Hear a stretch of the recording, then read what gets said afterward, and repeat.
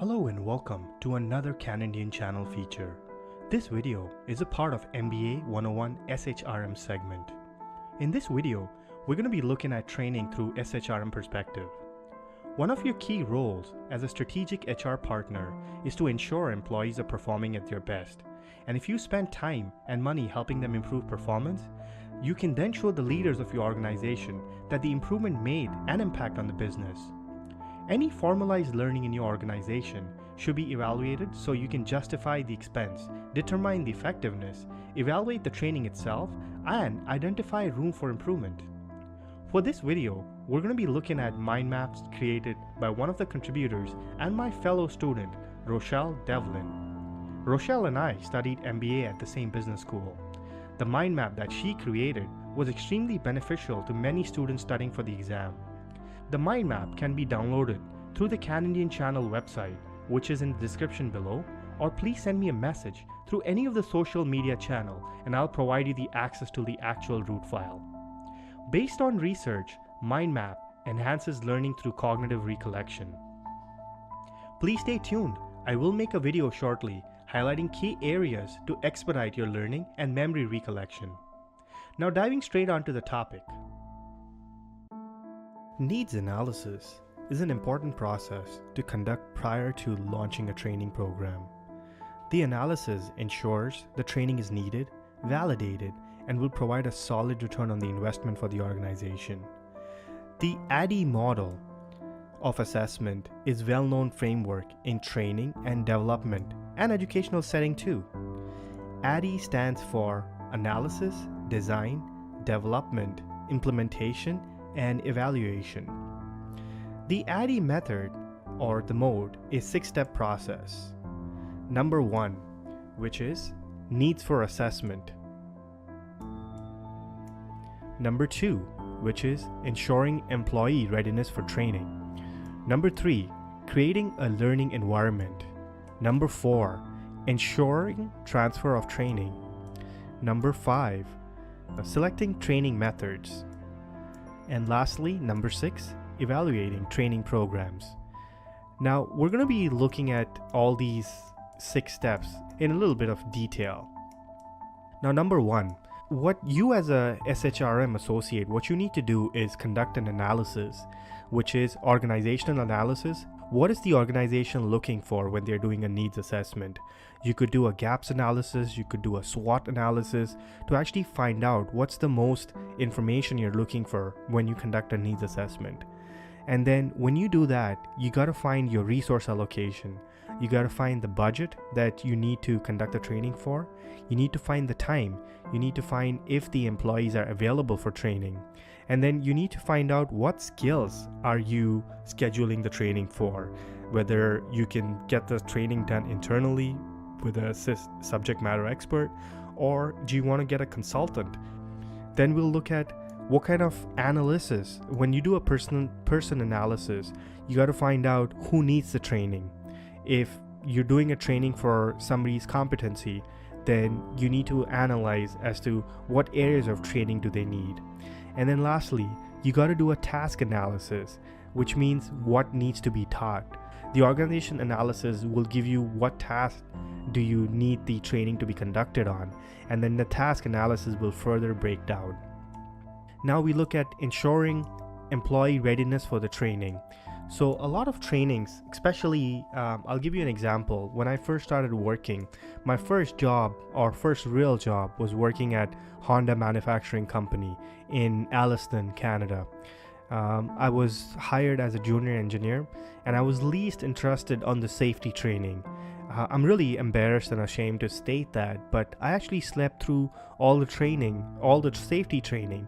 It's because I wasn't motivated to learn. I wasn't motivated enough to go for the safety training. I mean, I was there physically, but I wasn't there mentally. Hence why I slept and I did not pay attention. It's not a good thing to do. You have to look at how do managers analyze or how do they structure themselves for their employees so that they can learn. We discussed on Theory X and Theory Y managers in a previous video. On the leadership video, we discussed the expectancy theory, where the employees they feel there's a value in undergoing the training. Then we look at creating the learning environment. Now, back to my example at Honda Manufacturing Company, at the safety training, the room was not well lit. I mean, I'm just giving you excuses. I should have paid attention, but I'm just using that as an example, whether how the learning environment could be better. So even if it's a boring subject, you could just make it interesting by having bright lights, maybe providing coffee and donuts.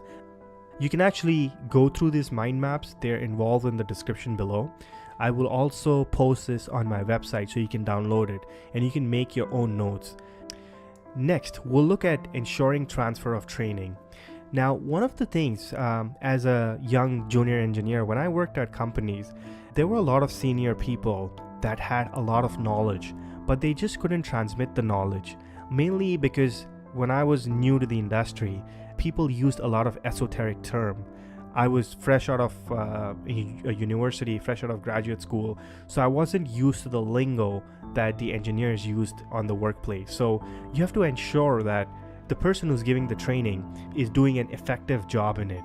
Another example would be I had several teachers in my secondary school who could put me to sleep. That's how boring their teaching method is. Nothing against them, but if I were to go back and analyze, make a control chart and see if they're giving the training in the most effective way as possible, probably not, because not many people know how to train, or not many teachers know how to teach. Yes, they must be subject expert, but it takes a real bit of skill to transfer your information to the people that are not subject matter expert. You have to ensure that you set goals, what your training has to be. Then you identify the barriers. Dark room could be a barrier. The accent of the person who's giving the training could be a barrier. Then you create intrinsic motivation. You create a reward so that when people go for training, say for example, if somebody completes a safety training, they get like a Saturday off. So you have to ensure there's some kind of a motivation for the employee to attend the training.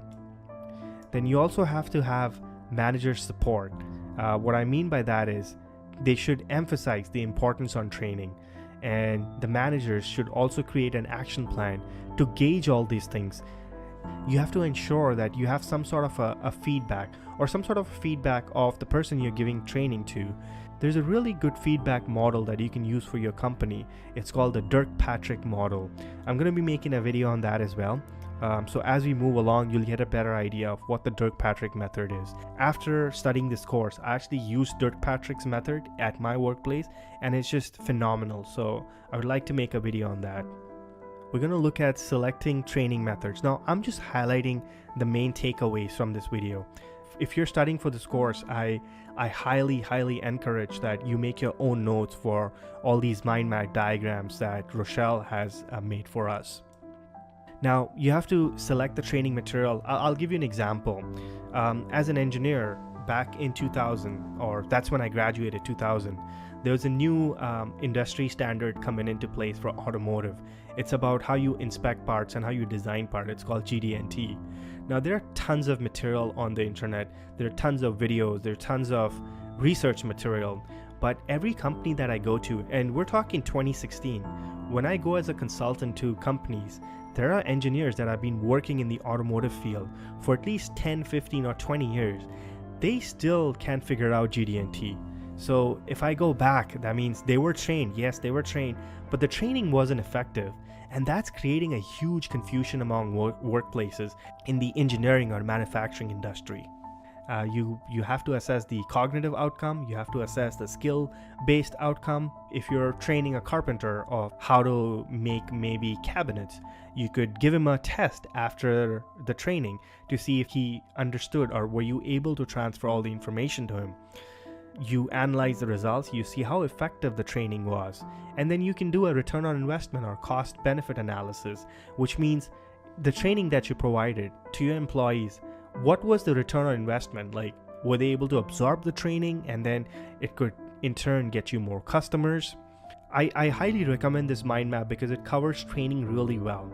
So if you need to prepare yourself for examination, just put your own notes or put your own example, because that's what mind map does.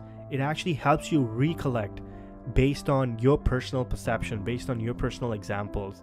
So we're not going to dwell too much into it. In case you have any issues or you have any questions, feel free to drop me a line, and I normally attend to all the messages in less than an hour. Feel free to reach out to me using any social media channel. I'm usually very active on that as well. Thank you for watching this video. Please feel free to like, comment, share, or subscribe. This is Can Indian Channel signing off. Peace.